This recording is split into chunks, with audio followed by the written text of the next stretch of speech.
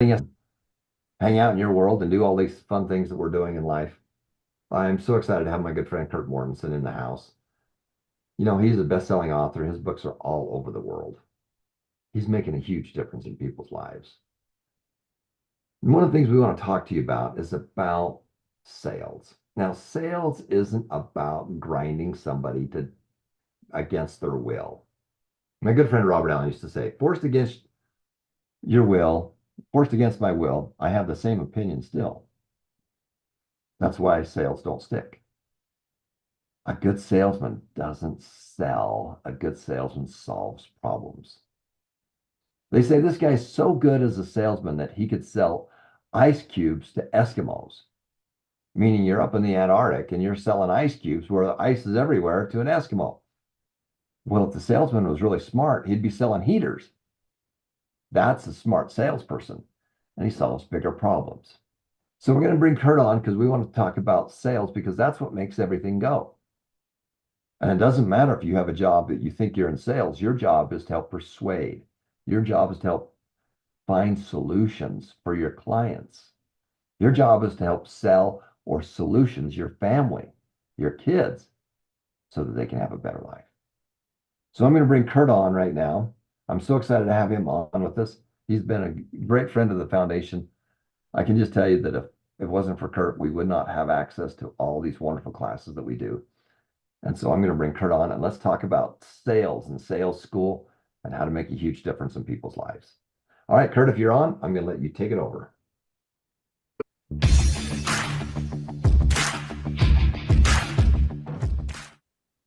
Hey, Success and Money Foundation, welcome to Sales School. You're going to learn why 3% of entrepreneurs make 97% of the money. What do they have that you don't have? They have the ability to persuade, influence, and sell. That's the key. That's what we'll be talking about over the next few weeks. Welcome to Sales School. This skill is the most important thing. Well, I don't sell. We all sell for a living. His parents, teachers, leaders, managers, we have to sell something. Customer service, you have to sell something. We all sell. Did you know that most CEOs, even of large companies, have a sales and marketing background? You have to learn somewhere to learn how to sell, to get others to want to do what you want them to do and like doing it.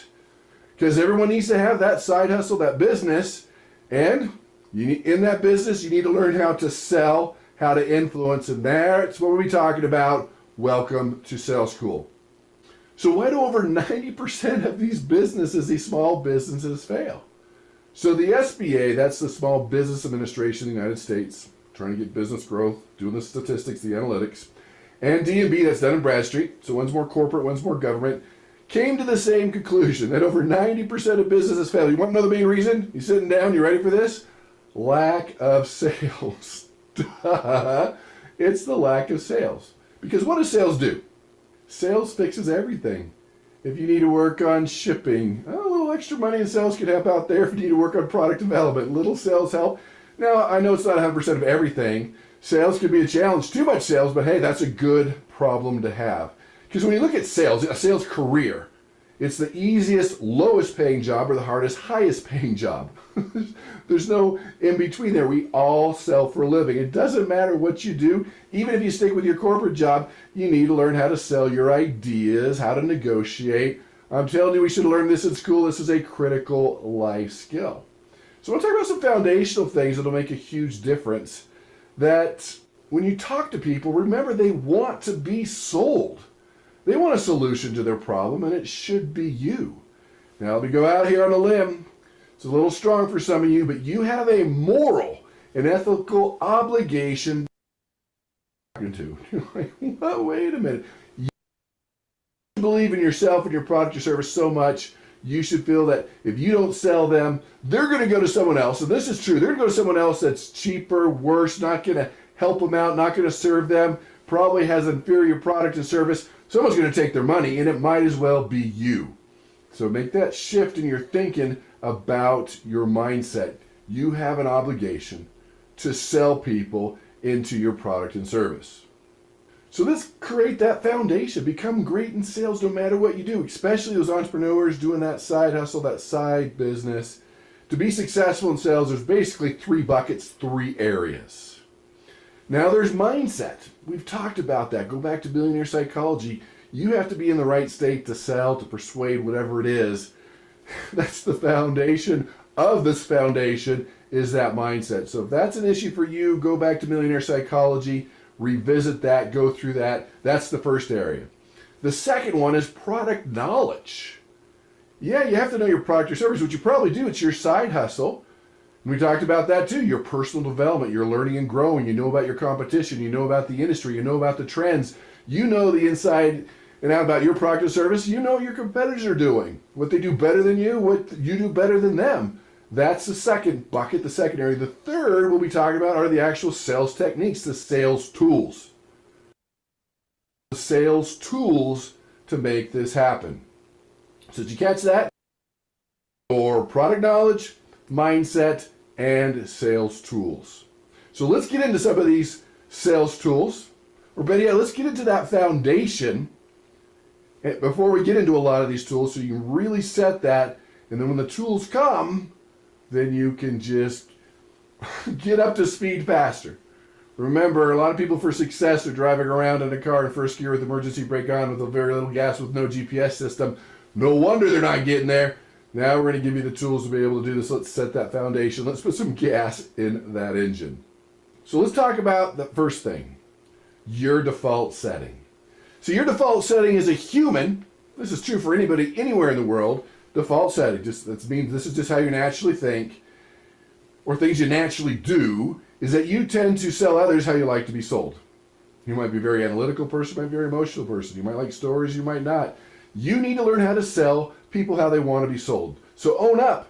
Doesn't matter how you like to be sold, we have to get in there and adapt to them.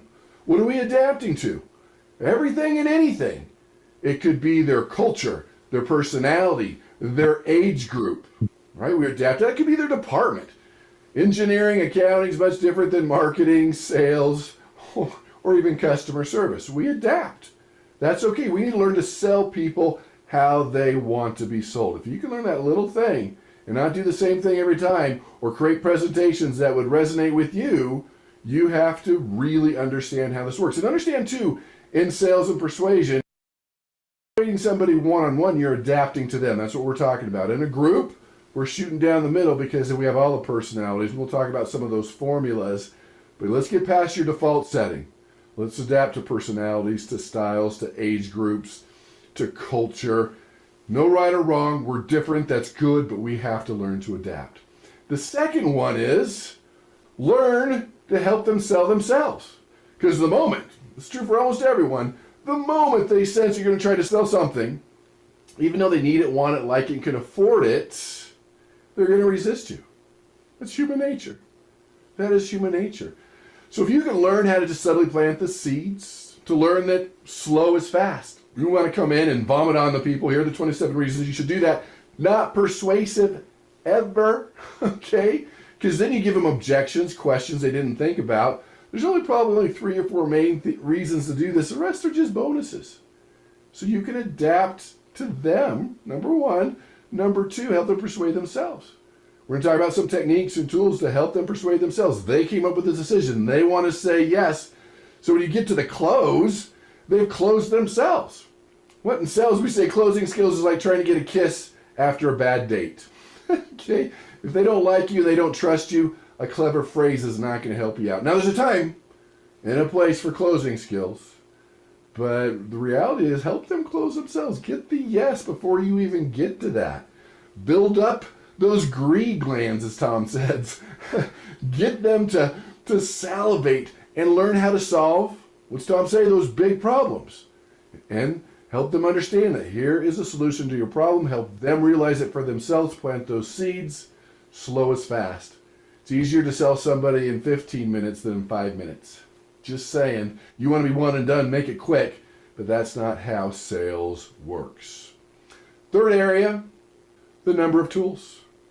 Most people have 3, 4, maybe 5 sales tools in their toolkit. You need to get more. There's over 100. We'll be talking about some of these to just get more tools. You tend to do the same things over and over every time. What do? You data dump. Here are the 72 reasons. We talked about that. Or you might say, do it for me, I'm your friend. Or you might say, if you do this, I'll give you this reward. You might try the people skills. That's about it for most people. Get more tools. Because when you look at the keys of piano of sales, that's the example I'm going to use. You have all these keys. And you're playing chopsticks, which is the easiest song, requires, I don't know, 3, 4, 5 notes. It's easy, it's simple. Learn to play Mozart. What did Mozart use? All the keys on the piano. And that's what we use, all the keys on the piano of sales. Let's get more tools, and that's going to be the focus of these trainings. This is sales school. You should be excited. You should have learned this in school. We all sell for a living. Direct correlation between your success, especially in your business, and your ability to sell. So let's talk about some things to work on, to think about, part of your homework. Choose one of these so you can fine tune and get better. Homework's required. I'm not going to come to your house and knock on your door, but you want to improve and get better. You don't say, that was nice, you do the homework. So the first thing is to start keeping the score. We do it in sports, we do it in life. The government has their score with the taxes you pay. How do you know you're getting better? You got to keep the score. That's the key. How do you know you're improving or getting worse or staying the same? So keeping the score in sales is pretty simple. I spent 2 hours, made 20 calls, 5 said, yes, tell me more, and 2 of those bought. All right, that's a 10% close rate. That is your score. You have a 10% close rate. And then you keep fine-tuning, adding more tools, working through these programs, getting better. Then maybe you move up to 15%. Maybe you move up to 20%. And part of this, too, is start benchmarking the great salespeople around you, especially in your industry or that are close to you. Take them to lunch. We've talked about that. Pick their brain, listen to them. Benchmarking is not stealing, because you take 4 or 5 people and benchmark. You take what you like, apply it to your presentation, take what you don't, make sure you don't add it. That's how business is done. That's how websites are built. That's how books are written. You benchmark what you like. You get rid of what you don't. You make it yours. That's what you're doing here. The other area to look at is that fear of rejection. Now, fear is an issue. Go back to millionaire psychology, but that fear of rejection, what if they say no? What if they don't do it? They will. That's why they say, I love this saying, some will, some won't, so what? Who's next? You know you need to make 20 phone calls. That's going to get you 2 yeses. You do that every day. And you should get excited. So every no, you know you're closer to a yes. That's just the statistics and numbers. That's why we keep the score. Just say, okay, thank you for that. You're closer to the sale. You might even say, oh, that was the $10 in my bank account. If you average what a sale is going to give you out of those 20 phone calls, you keep the score. You keep the score. That's what's so important. You're getting better, you're improving, you're getting better, you're improving. But you can't just say, oh, it doesn't matter. Every day. How many hours? How many calls? How many yes, more informations? And how many bought? That's what you're looking for. That's basic. But that fear of rejection, okay, they will. Bring it on. Bring it on. Bring it on. That just means you're closer to someone saying yes. Now, some industries, like stockbrokers just getting started, they might have 100 phone calls to get a 1, okay, tell me more. They might have 200 to get one person to say yes. That's just how they do it. And they just don't take it personally. They get in the right state and they don't take it personally. Third one, prejudging. Oh, they wouldn't be interested. They would never do it. They don't have enough money. You don't know. You don't know. That sucks the life out of you, hurts your presentation. Of course they're going to say no because you thought they're going to say no. You planted that seed, your expectations are off, your energy level's low. You treat somebody 100%. You give them 100%. You treat them like they're a future customer or client. You do that. Because everybody you meet, everybody you talk to can do business with you or know somebody that can. That's just how it is. Give it your all. And at this stage, it's great practice. Hey, if they're going to listen to you, give it your all. Even if they say no, you had great practice.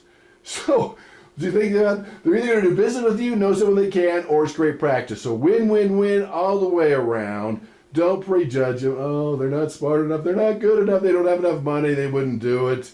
Whatever it is. They don't have the time. You don't know. But if you do prejudge, it sucks the life out of your presentations. They sense it. Of course, they're going to say no. Do not prejudge. Treat someone like everybody 100%. Give them 100%. And that is key. So, to review the homework, things to think about, something to work on, maybe it's all the above. Keep the score so you know how well you're doing. Learn how to deal with that rejection and no prejudging. There you go. That's the key. So, this is the kickoff to Success and Money Foundation, Sales Academy, Sales 101, whatever you want to call it. We talked about foundational things. Now, with these next trainings, we're going to talk about blunders, mistakes, how to fix those, best practices, what's changed in the world of selling, get more tools and techniques so you're not playing on the keys of the piano of sales with one or two fingers with 3 or 4 notes. You've got the whole piano. You get more persuasive. You're going to sell better. Your business is going to grow. You're going to make more money. You're going to change your family's life. You're going to change the world. And we know we're doing this to not improve our own lives, but to improve the lives of our children, our family, our community. And the ultimate goal is to make the world a better place. All right, thanks, Kurt. One of the things about sales and everything else is that sales is a game, business is a game, finance is a game, and games are fun. Now, games aren't really fun when you lose. If you're playing, for keeps. I had my 10-year-old granddaughters, twins, and our 6-year-old granddaughter. And we were playing a game called Cover Your Assets. You'd think that the 64-year-old guy like me would be able just to clean their clock, but I didn't understand that game. It was a card game, and there was different rules to it and different strategies to it, and they cleaned my clock. I scored, like 80 points, and they had 500 points. They knew how to do it. They knew the secrets. Sales is a game, and games are fun. The way it becomes fun is when you learn how to win. And the way you learn how to win is to learn how to solve problems. And the internet allows you to learn how to solve problems. I took my kids to Disneyland last week, and there was all kinds of games there. Buzz Lightyear was one of them, and there was 11 of us, and so I purposely ended up at the end. So I had my own car, so I didn't have anybody in competition with me. And I scored like 110,000 points. And then my son, just above, right in front of me, was in the 200 to 300,000. I think he might get 500,000. He just kicked my clock. Why? Because he knew the things to do and the places to shoot to earn the most points. There was tricks to the trade. Sales is a game, and games are fun. Learn how to play the game and learn how to have some fun with it. If you'll do that, it'll make all the difference in your world. Sales is not about grinding somebody and forcing someone to buy your product. Sales is about solving problems. Sales is about solving problems. And if you can solve their problem in a more elegant way, then they want to do business with you. If you could add more value, and sometimes that adding value isn't expensive, it's connections. If you really truly care about your customer, you find out what they're having issues with, and then you figure out how to solve them. That's what we're doing here at the foundation. One of the biggest problems we have is finding a logistical way to send stock and cash all over the world. That's a problem. We're doing things that a lot of my business friends and financial people didn't think was ever possible. We're doing amazing things. It's a problem. Good. Let's go figure out how to solve it. And that's one of the reasons we do so much on digital, because everybody has access to a phone and everyone can go to class on the phone. Everyone can read the books on the phone. That's why we do what we do. So I want to thank Kurt for being with us on our sales presentation. Sales are fun. Sales are about solving problems, adding more value. Stay tuned. We're going to be right back. We're going to talk about how you can make some extra money just by going to some new classes. Stay tuned. We'll be right back, everybody.